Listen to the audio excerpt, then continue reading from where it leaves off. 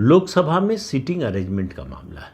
आपको मालूम है कि फैज़ाबाद के जो सांसद हैं अवधेश प्रसाद, उनको अखिलेश यादव एक ट्रॉफी की तरह लेकर घूमते हैं। उनको लगता है कि ये बहुत बड़ी जीत है उनकी, और शायद मुझे लगता है कि 2012 में जब सरकार बनी थी समाजवादी पार्टी की और वो मुख्यमंत्री बने थे, उसके बाद से उनको लगता है सबसे बड़ी जीत है।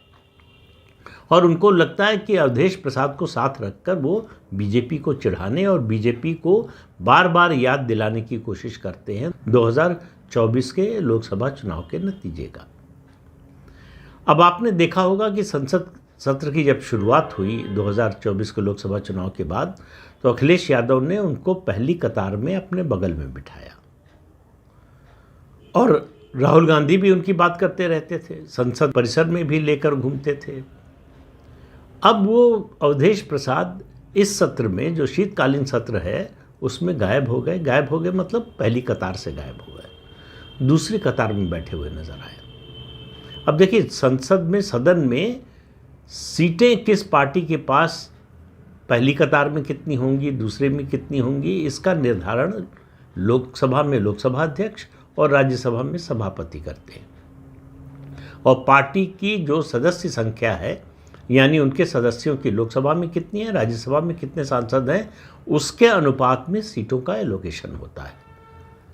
तो सीटों का एलोकेशन हो जाता है, उसके बाद जितनी सीटें जिस पार्टी को मिली या गठबंधन के खाते में जितनी आई, उसके बाद फिर अंदरूनी मामला होता है। पार्टी को मिली है तो पार्टी तय करती है कि उसका कौन सा नेता कहाँ पर बैठेगा, ये अधिकार उसका होता है।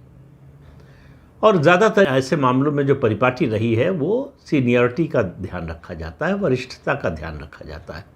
अब ऐसा नहीं हो सकता है कि राज्यसभा में पी चिदम्बरम को कांग्रेस पार्टी एकदम पीछे बिठा दे।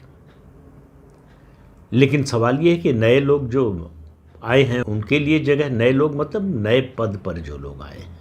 अब जैसे मल्लिकार्जुन खड़गे राज्यसभा में विपक्ष के नेता हैं, तो जाहिर है कि उनकी कुर्सी तय है कहाँ पर बैठेंगे। इसी तरह से डिप्टी लीडर जो भी है, चीफ जो है, उन सब की जगह तय होती है।